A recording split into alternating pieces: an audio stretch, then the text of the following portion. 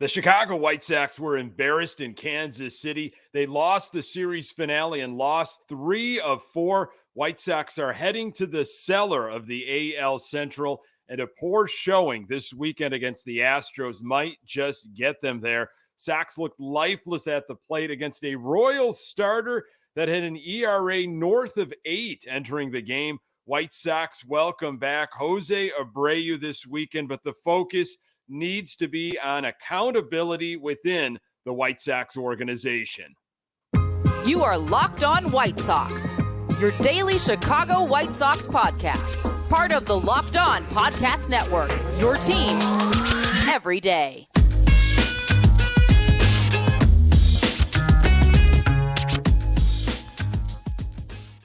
Hey, Sox fans, welcome back to Locked On White Sox. Thank you, and I mean it, thank you for making Locked On White Sox your first listen each and every day. We're free and available on all platforms. Follow us on Twitter at Locked On Sox.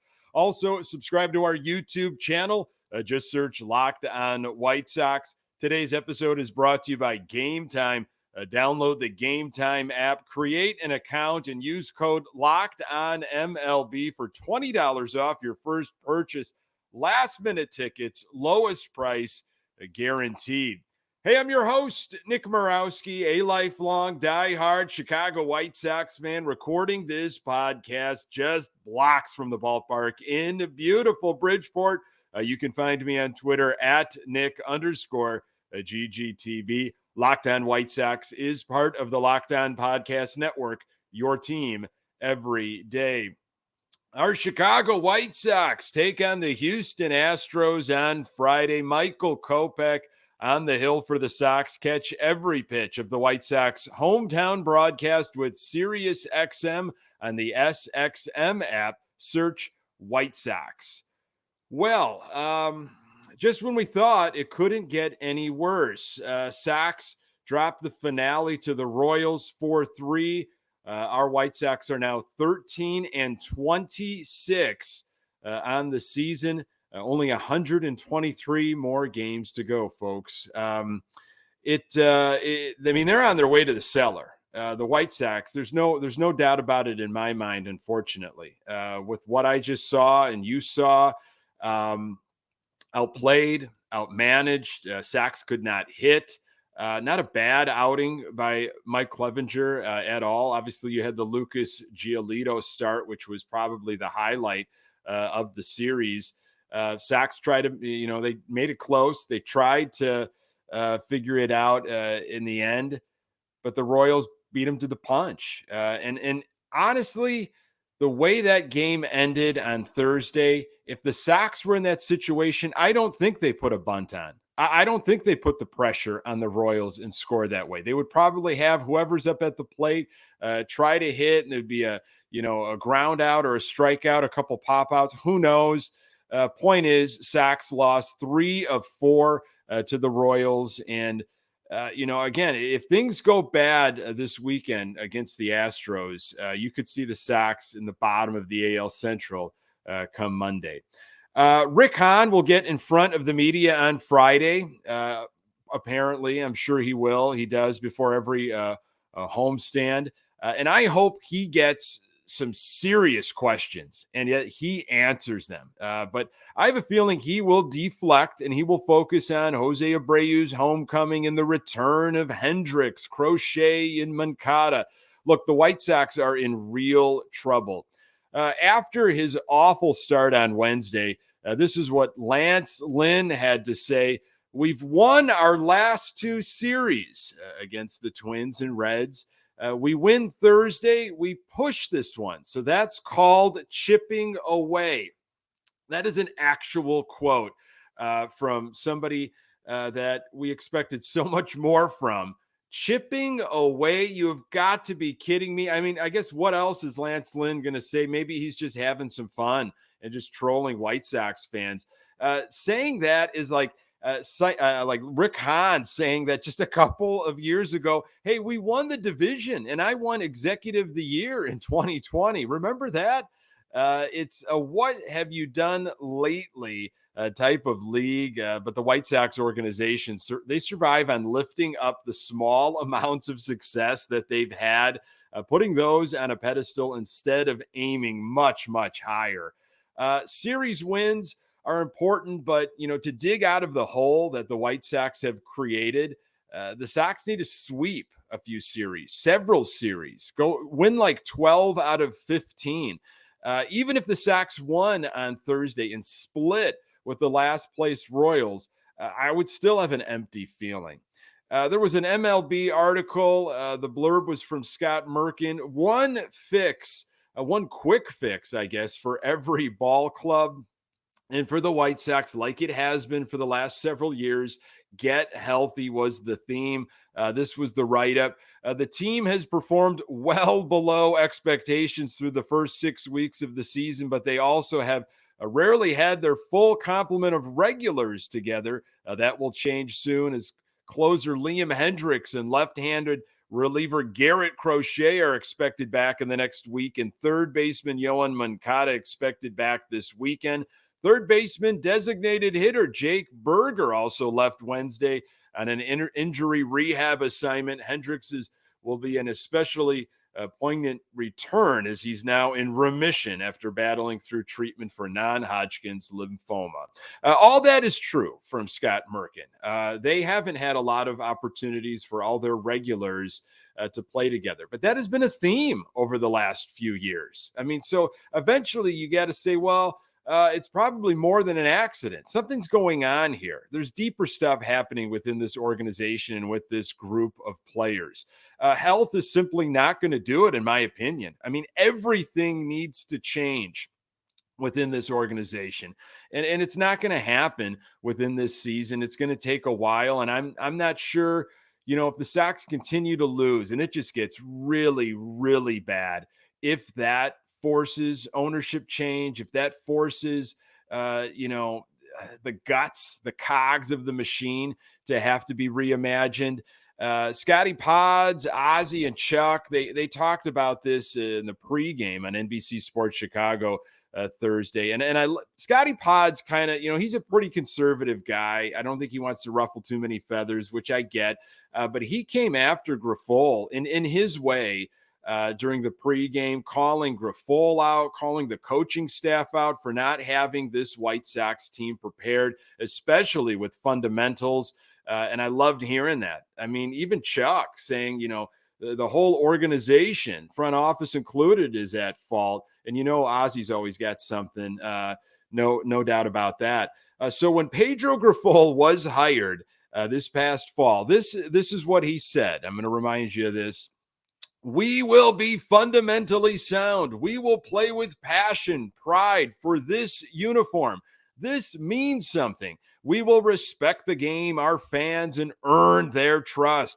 We will be prepared to control the strike zone on both sides of the ball. We will work hard and play winning baseball every night. We will definitely hold each other accountable. I truly see great things happening here. I'm really excited to be a part of it.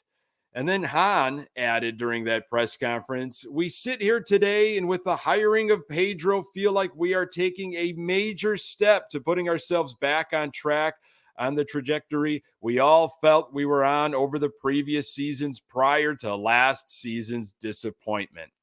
I mean, just sometimes I have to go back and I have to reread what these folks said, whether it's Grifol or Kenny Williams or Hahn, because you got to hold them accountable. I mean, you said this was the plan, and Grifol won me over with everything that he said in the press conference and during the offseason, and really shame on me. I mean, the things that he said were going to be done have not been done, and maybe he just cannot get this team to perform. Maybe they're not capable of performing to the accustomed levels, quote unquote.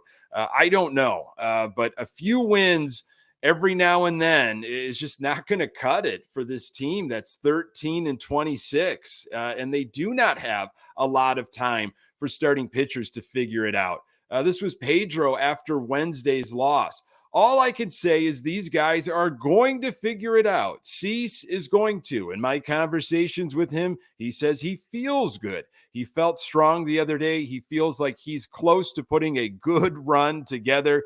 And the same thing with Lance. There's a lot of baseball left, And these guys are more than capable of putting good runs together.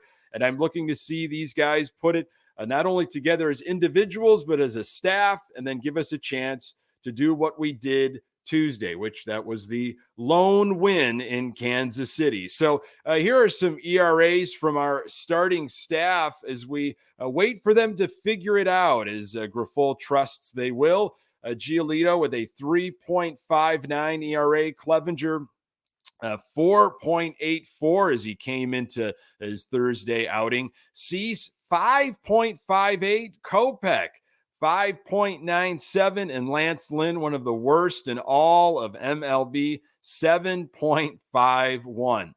So pitching help, you might be saying, where is possible pitching help if the Sox just continue their DFA kind of ways and let Lance Lynn go? Could maybe Davis Martin fill in? This was from The Athletic by James Fegan recently. In response to a media request, the White Sox specified that Davis Martin's month-long absence from the AAA Charlotte rotation is due to a right forearm strain. That news only underscored what is already true. The Sox rotation's fate is tied to the group that's currently present, not a critical mass of minor league depth emerging. Fegan continued, it isn't much use to spend time pondering the merits of Lynn's club option for 2024 at this point, but with Giolito and Mike Clevenger hitting free agency at the end of the year, and without much major league ready starting depth at hand, building a contending rotation next season also gets very challenging without Lynn returning to form. Just that right there, scary stuff when you start looking ahead. Speaking of Clevenger, he gave up some runs early, and the Sox offense had no answer for Brady Singer. More on that in a moment. Today's episode is brought to you by So Rare. Our new sponsor, So Rare, is a revolutionary fantasy baseball game and marketplace transforming fans into owners with officially licensed digital cards featuring players from across all 30 MLB teams. Unlike other fantasy baseball platforms, So Rare managers truly own their fantasy experience, collecting, buying, selling, and competing with player cards against global opponents to win epic rewards. Win or lose, you still own your own cards, and there's no cost to play. Plus, the more you win, the more you advance, collecting increasingly powerful cards and accessing next-level competition and rewards. Head to sorare.com/lockedon. That's spelled SORARE.com to draft your team of free players and set your lineup and start competing today to win epic rewards. Again, that's sorare.com/lockedon to start playing today. The White Sox play the Houston Astros on Friday. Michael Kopech on the hill. Catch every pitch of the White Sox hometown broadcast with Sirius XM on the SXM app. Search White Sox. Thursday, of course, the series finale. Sox lost 4-3. It was a rain delay once again in Kansas City. Yasmani Grandal hurt in the third inning, rounding first base.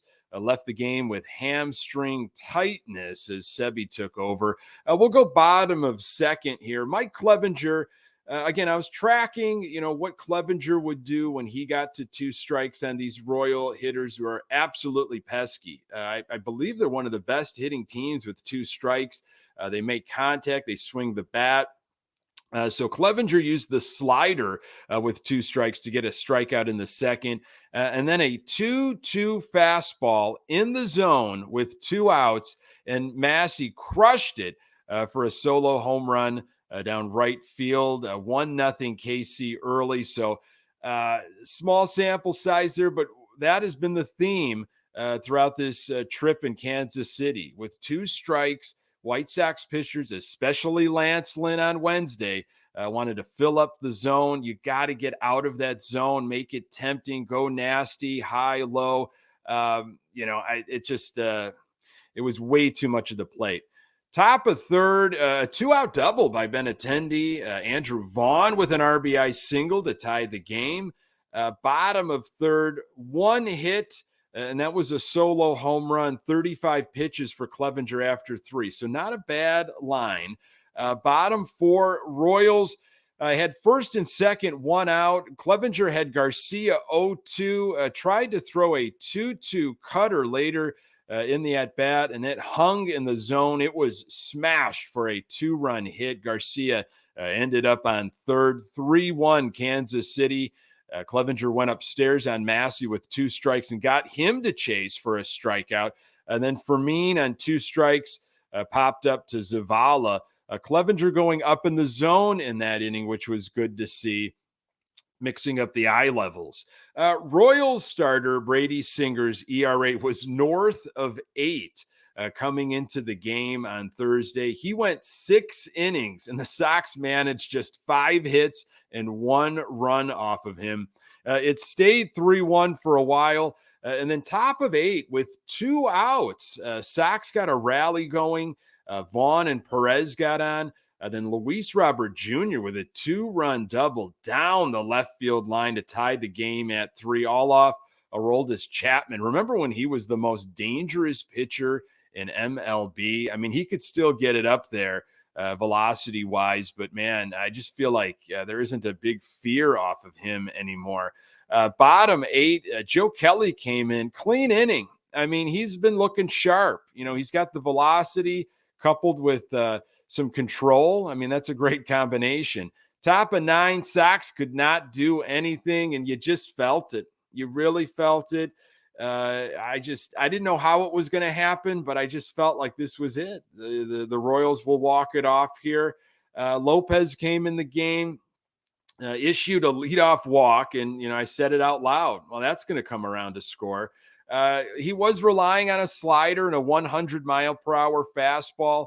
And then Duffy took a fastball on 2 strikes and hit it to right field. So Royals, with runners on the corners and only 1 out, it looked like a squeeze was put on, and the Royals walked it off. Slippery conditions, but still, the Royals played it exactly how you should play it. And again, like I said at the top of this episode, if the Sox were in that situation with runners on the corners, bottom of the 9th, 1 out, I really don't think they would do that. I think they would try to have their guy swing away. He'd pop up. There'd be a double play. I mean, I don't think they would have done it. So good on the Royals for just taking care of business, ending the game, and moving on. Clevenger's final line, 6 innings, 3 hits, 3 earned runs, a couple of walks, 2 strikeouts, that home run early in the game. His ERA now sits at 4.79. Nothing really to brag about, but better than what Lance Lynn's given us. Clevenger threw 92 pitches on Thursday. Sox bullpen, 2 1/3 innings, 3 hits, 1 earned run, and that was that walk-off at the end, a walk and a strikeout. Sox offense, wow, they were lifeless. 3 runs, 8 hits, 2 extra base hits, 2 for 4 with runners in scoring position. Not a lot of traffic on the base paths. This is what our fearless leader, Pedro Grifol, said after the game. Concerned? There's a lot of baseball left. Disappointed at times with lack of urgency? Absolutely. I am. Absolutely. That starts with me. So we got to be better. We got to be better as a staff. We got to be better as a ball club. And never forget this wonderful quote from Rick Hahn. It's the players who play the game, and when they don't achieve at the level we've projected, they certainly bear a level of responsibility for that. But at the end of the day, the people who put the players on the roster, put them on the field, are the ones who bear the responsibility. If that group doesn't achieve, that's on me. Again, I hope Rick Hahn gets some serious questions on Friday from the media. I hope they go after him and they do not let him off the hook, trying to deflect with Jose Abreu stuff or some of the guys that could be coming up to the big league club. Speaking of Abreu, he is scuffling, and so are the White Sox, but number 79 comes back to the south side, and hopefully he does not decide to get hot. More on that in a moment. Today's episode is brought to you by Game Time. Buying tickets to your favorite events shouldn't be stressful. Game Time is the fast and easy way to buy tickets for all the sports, music, comedy, and theater near you with killer deals on last-minute tickets and their best price guarantee. You can stop stressing over the tickets and start getting hyped for the fun you'll have. Forget planning months in advance. Game Time has deals on tickets right up to the day of the event. Get exclusive flash deals on tickets for football, basketball, baseball, concerts, comedy, theater, and more. The Game Time guarantee means you'll always get the best price. If you find tickets in the same section and row for less, Game Time will credit you 110% of the difference. Snag the tickets without the stress with Game Time. Download the Game Time app, create an account, and use code LOCKEDONMLB for $20 off your first purchase. Terms apply. Again, create an account and redeem code LOCKEDONMLB for $20 off. Download Game Time today. Last minute tickets, lowest price guaranteed. Friday and the weekend, Jose Abreu and the Houston Astros are in town. Homecoming for Abreu, of course. Daryl Van Scoven of the Chicago Sun-Times had a nice little write-up on Thursday about Abreu returning. Jose Abreu enters the series having had a most disappointing start, which at the moment is justifying the Sox's decision to allow him to walk in free agency at age 36 and is weighing on Abreu's mind.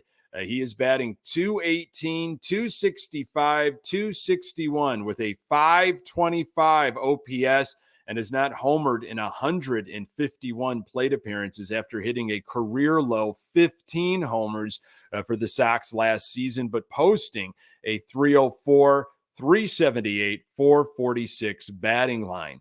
Statistically, he ranks as the worst first baseman in the majors, and fans generally approving when he was signed have changed their thinking. I hear some of the jeers and some of the comments, and it reminds me of my first year, 1976 in LA. Astros manager and former Dodgers outfielder Dusty Baker told reporters Wednesday, they were booing me every time I came out of the dugout, scratched my car and stuff, broke some of my lamps at my house. Then the next year I hit 30 home runs, and I was on the all-Dodger team. He's a big boy. He can handle it.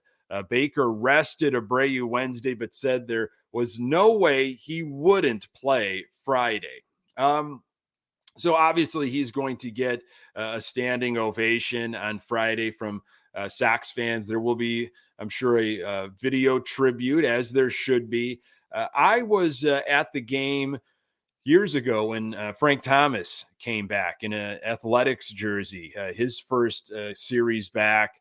That was really odd. That was bizarre. He hit 2 or 3 home runs against the Sox that game. I was there for Chris Sale's first game back in a Red Sox uniform. It was actually against Jose Quintana, and you'd think, oh, this is going to be a pitcher's duel. It ended up being like a 10-8 ball game that the Sox lost. I'm going to be there this weekend. I'm going to be there on Saturday. It's the Eloy Jimenez bobblehead game, so you know I'm going to be there. Hopefully the weather holds up. It doesn't look great for this weekend series, but I definitely plan on giving Jose Abreu his due, giving him a standing ovation, his first time up on Saturday when I'm there. And then hopefully the Sox get down to business and they take care of it. And have a good showing against the Astros this weekend, because honestly, it's getting scary for them. They very well could find themselves in the bottom of arguably one of the worst divisions in all of baseball. Pitching wise, Sox will have Kopech, Cease, and Giolito going. Looking forward to seeing what Kopech has. If Cease can bounce back and if Giolito can continue his winning ways. Folks, thank you so very much for making this podcast part of your daily routine. You can find the Locked On White Sox podcast everywhere you find your podcasts. We are on Twitter at Locked On Sox. You can find me on Twitter at Nick_GGTB. Hey, don't forget to subscribe to our YouTube channel. Pass it along to other White Sox fans in your life. And if you've got questions or comments for a future mailbag, lockedonsox@gmail.com. is where you can send those. White Sox take on the Astros. Michael Kopech on the hill. Catch every pitch of the White Sox hometown broadcast with Sirius XM on the SXM app. Search White Sox. Thanks for making Locked On White Sox your first listen every day. And hey, everydayers, you know who you are. On the next episode, I will recap the weekend that was for our White Sox, hopefully talking about a better brand of baseball and maybe, who knows, a new general manager. Wouldn't that be nice? Really appreciate you making time for the Locked On White Sox podcast. I'm Nick Morawski, and until next time, go Sox.